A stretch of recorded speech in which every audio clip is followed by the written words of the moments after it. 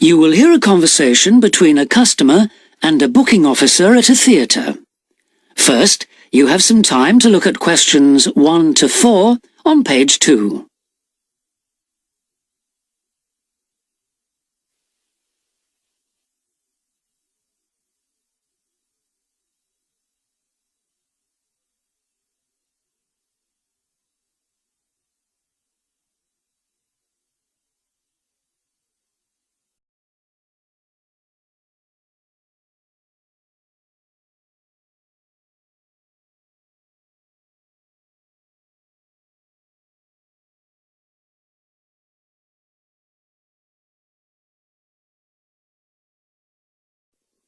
Now we shall begin. You should answer the questions as you listen, because you will not hear the recording a second time. Listen carefully and answer questions 1 to 4. Hello, Theatre Royal Plymouth? Hello. I'd like to make a booking, please. Yes. What is it you want to see? The Imposter. Right. And which day did you want to come? Friday the 25th. Just a moment and I'll check availability on the computer. Oh, sorry, we're fully booked for that performance. Oh dear. What about the following day then? The 26th? Yes, that's okay. We've got 2 performances on that day, one at 3:30 and one at 7. Which would you prefer? Oh, the later one, please. How many people? Well, there are 4 of us. Are there any concessions? Any children? Oh, I'm not sure. My daughters are 15 and 12. Do they get concessions? Only the 12-year-old, I'm afraid. So that's 1 child and 3 adults. Any idea where you'd like to sit? Stalls or circle? Tickets for the stalls are a bit more expensive. £12 for adults and £8.50 for children. The circle costs £10.50 and £6.50. Do you get a good view from the circle? Oh, yes. And in fact, we've got some seats left at the front, if you'd like those. Right. We'll go for those then. Right, that's seats A21 to 24 then. They're very good seats. That sounds fine. So let's see, that comes to £38 altogether for the tickets. How do you want to collect them? Shall I put them in the post? They'd be sent today by first-class mail and there'd be an additional charge of £1 to cover postage and administration. Or do you want to get them from the box office yourself? Oh, yes. Could you send them, please? No problem. That'll be £39 altogether. Before you hear the rest of the conversation, you have some time to look at questions 5 to 10 on page 2.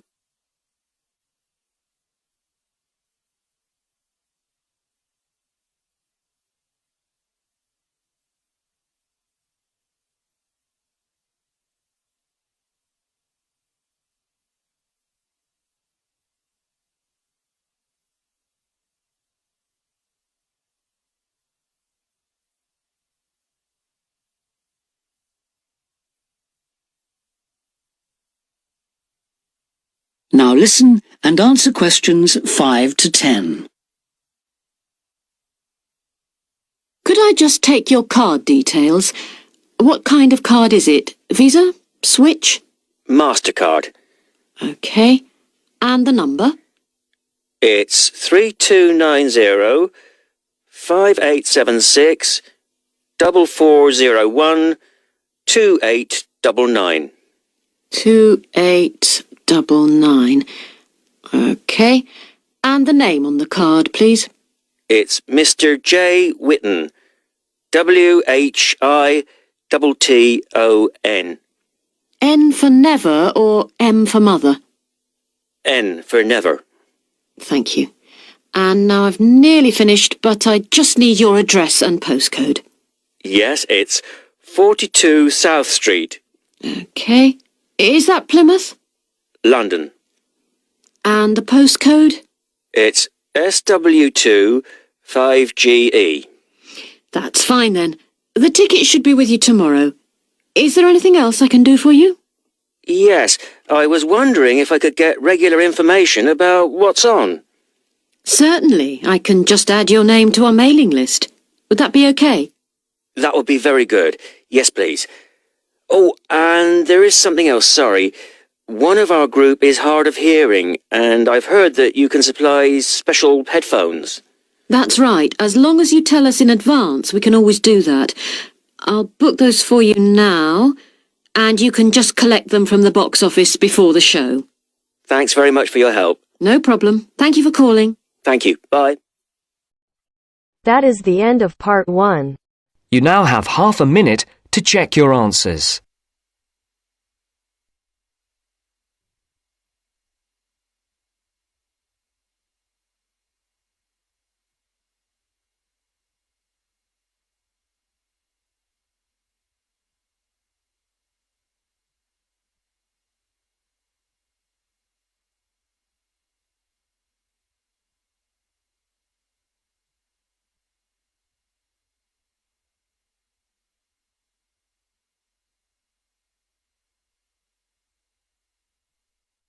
Now turns to part 2.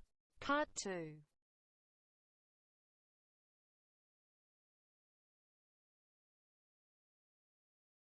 You will hear the organizer of a rock festival talking to the exhibitors and performers at a planning meeting. First, you have some time to look at questions 11 to 17 on page 3.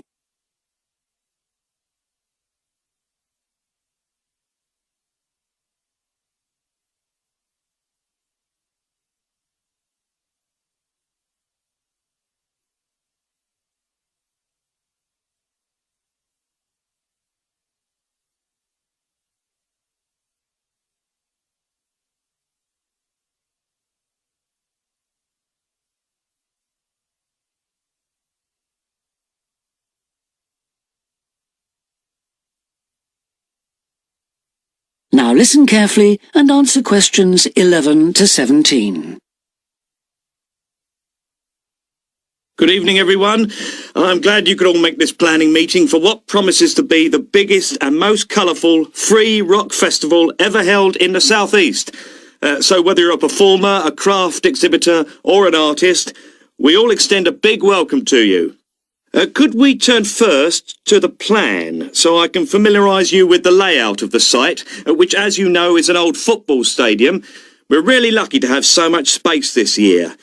You can see the main gate at the bottom of the plan. Have you found it? That's where most visitors will enter. It's also the entrance for those taking part in the craft fair. We've set the stalls just inside the gate on the left in a circle. If you walk straight ahead from the gate along the path without turning right, you'll come to some steps up to the football stadium. On the left of the steps is the fringe stage. This is for alternative artists. They include folk singers, poets and other acts which are more suited to a smaller stage. And they should also enter by the main gate. On the opposite side of the steps is a restaurant, and adjoining that is the main festival information point. Here you can get extra programmes and up-to-the-minute information about events, and you can discuss any last-minute problems, although we hope everything will be running smoothly when the festival opens. Coming back to the plan, you go up the stairs to the stadium. The entrance for the rock bands is on the far side, and on your right is the main stage, which will have powerful illumination and amplification throughout the weekend. There will probably be TV vehicles adjacent, that's in this area only, for recording purposes. If you look at the outside of the plan, you can see a third gate for exhibitors, opening onto a side path. A little way down the path, before you get to the trees, is the building where the art exhibition's being housed. Then, finally, there's just one more building marked on your plan, quite near the main gate. It's divided into lock-up garages, so I hope you now feel quite familiar with the main festival area. Before you hear the rest of the talk, you have some time to look at questions 18 to 20 on page 4.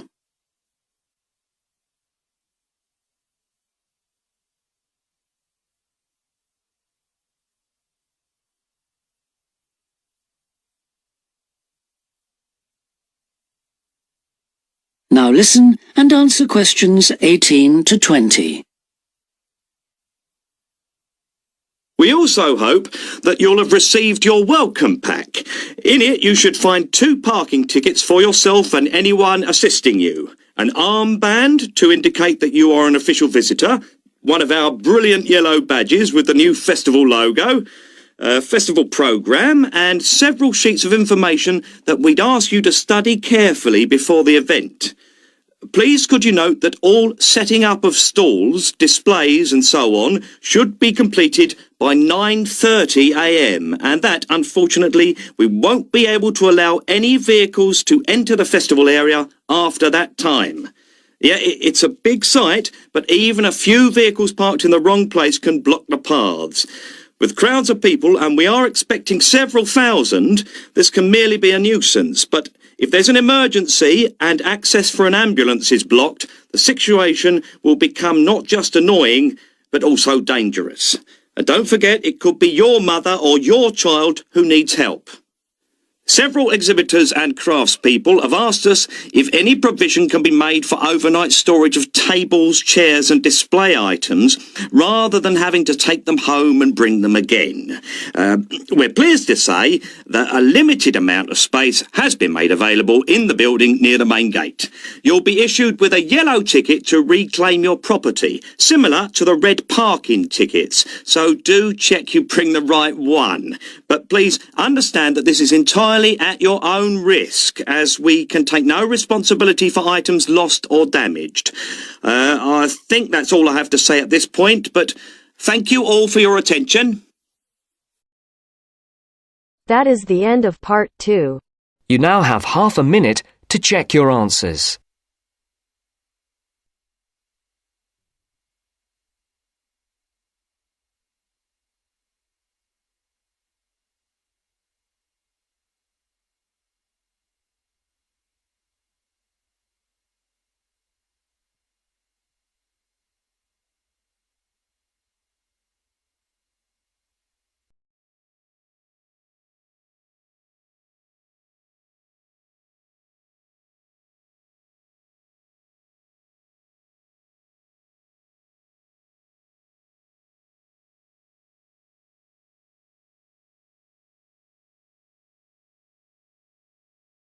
Now turns to part 3. Part 3. You will hear Lara and Tommy, 2 students, talking about their book club. First, you'll have some time to look at questions 21 to 24.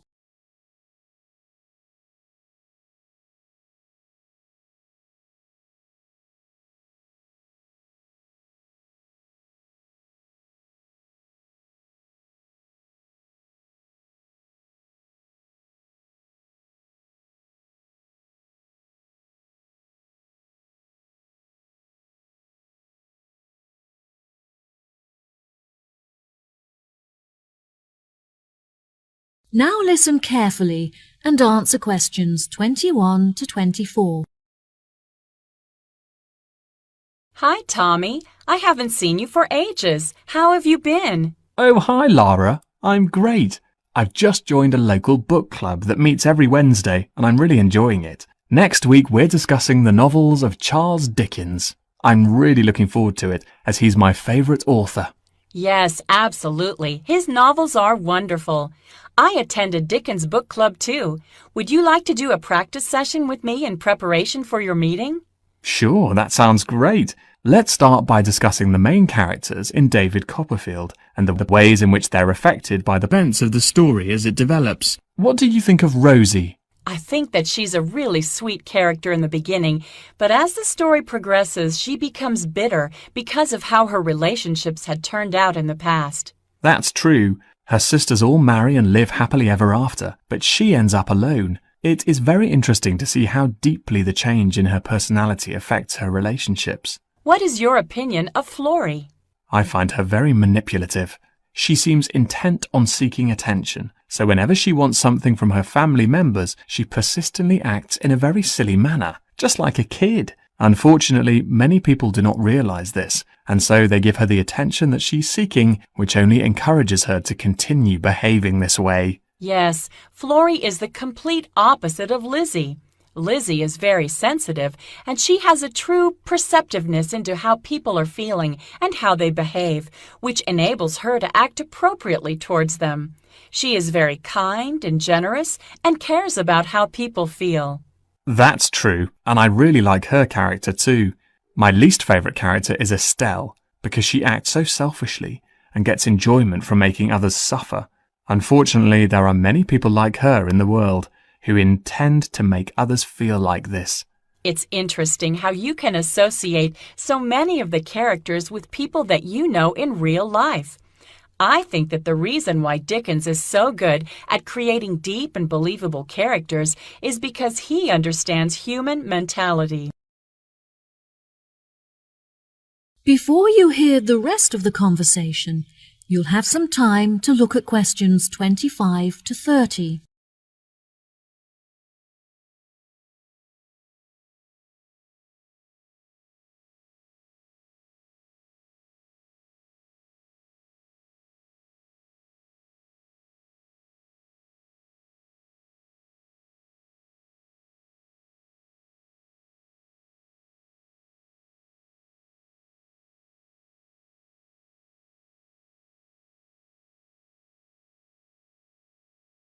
Now, listen and answer questions 25 to 30. Absolutely. What do you think of the literature lectures? I really look forward to them. They're the highlight of my week. The lecturer is usually late, but that gives you time to settle down and get organized before the lecture begins. Do you have a discussion period at the end? No, I don't think so. We're meant to, but since the lectures often begin late, this means that there is no time left for a conversation about the lecture. I think this is a real shame, because it really helps you to gain a good understanding of the books when you hear other people's opinion of it. What about your lectures? My lecturers have very good organisation skills, so their lectures are well organised and packed full of information. They always leave enough time at the end for consideration, when everyone is really quiet and we reflect on the lecture in our own minds before we open up for discussion. This really helps you to gather your thoughts and absorb the information from the lecture. Oh, that sounds brilliant. Do you think there is anything that needs to be improved?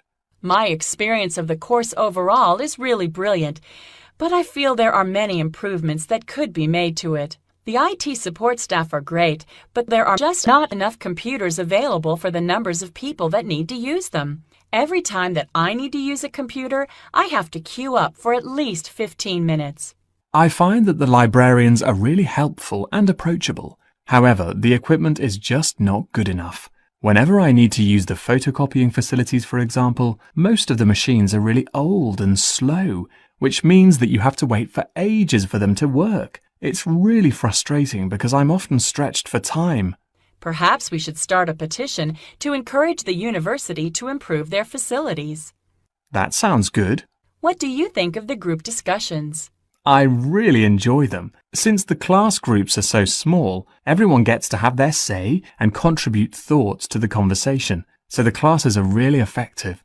The only issue is that it's very difficult to find an opportunity to meet up, since everyone has such busy schedules. Yes, definitely. In our class, we pass around a ball, and only the person holding the ball is allowed to speak. Each person is only allowed to speak for a minute at a time, which helps us to make sure that we use the class time fairly, and it also makes the discussion more fun. That's true. It's been really great catching up with you. Thanks for your help. No problem. Good luck at your class. Bye. That is the end of part 3. You now have half a minute to check your answers.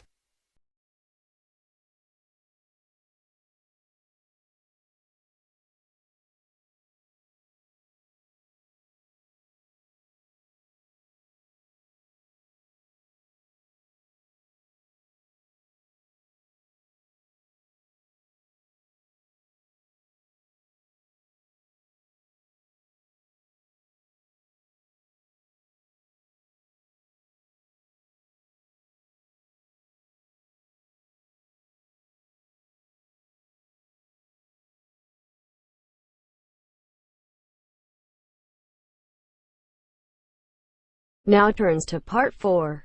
Part 4. You will hear a talk on research into music. First, you have some time to look at questions 31 to 40.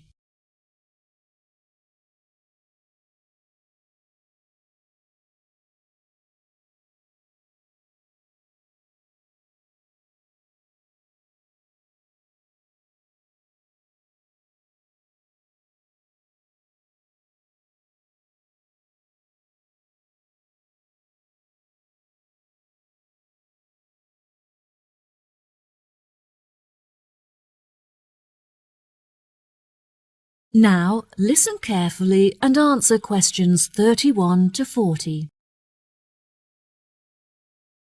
Today we're going to delve into the fascinating history of music in Britain and the evolution that it experienced throughout the duration of the 18th and 19th centuries. During the second half of the 18th century, Britain experienced an industrial revolution, during which its manufacturing industry underwent a major transition from hand production methods to the use of machinery. This sudden boom in the industry drew thousands of people into the cities, where they knew they'd be able to find jobs in the factories, working with or maintaining the machinery. This sudden influx of people into the cities did not just come from the surrounding countryside, but also from other poorer nations in search of a better life. Between 1800 and 1900, the population of England increased by 4 times. This mass immigration from different nations and areas of the country resulted in a variety of cultural influences meeting and mixing to form a new, more diverse culture. With this new culture came a new style of music. Prior to the Industrial Revolution, music had originally been written to reflect the hard, labour-intensive life in all kinds of industries when all work had to be done by hand. Most people resided in small rural communities where their lives revolved around farming. Life for the average person was difficult, as incomes were meagre, and malnourishment and disease were common. Despite the difference in nationalities of the people and the variety of musical genres, all of the music shared one common language, English. As many were unable to write, the songs were a means for the people to give voice to their experiences and feelings about their hard and laborious jobs. Most of the music written by the workers during this period has been lost, as a result of illiteracy and the wear of time. Now, you may be asking yourselves how these small musical works were formed. The roots of most of these groups can mostly be traced back to the younger members of the working classes, who were perhaps rebelling against the inferiority of their living and working conditions compared to those of the upper classes. Young performers would often lead these musical trends, usually possessing a great talent for singing or playing particular handmade instruments. As time progressed into the 19th century, these musical groups had gained much notoriety and would hold small performances in the street for all to watch. It was perhaps their blind optimism and rebellious spirit that led them to become so popular with their audiences, which were usually made up of the poorest of the poor. Despite efforts by the upper classes to put an end to these musical traditions, they continued to gain popularity and flourish. By the late 1870s, they had evolved past the barrier of the social echelons and gained access to the middle class. Performances were held in proper establishments such as village halls, and some were even ticketed, with audiences paying a fee for the privilege of watching. Music produced by these groups were better recorded, and some is still preserved today in museums. The music of these groups may not exist in the present day, but its influences are still clear if you look closely enough. In classical culture, for example, many of the themes and theatrical performances are still based on the lives and experiences of the working classes both prior to and following the Industrial Revolution. The novel entitled Les Miserables by Victor Hugo, for example, is a novel about the French working classes and is still widely popular today. The original recordings of the music written during these periods are now hugely valuable due to the demand from avid collectors and enthusiastic fans. Many of these recordings are publicly owned and displayed in museum exhibits. However, a selection are still privately owned and occasionally appear for sale in auctions, often reaching prices in the hundreds of thousands. Well, that just about wraps the lecture up for today, so if anyone has any questions... That is the end of part 4. You now have half a minute to check your answers.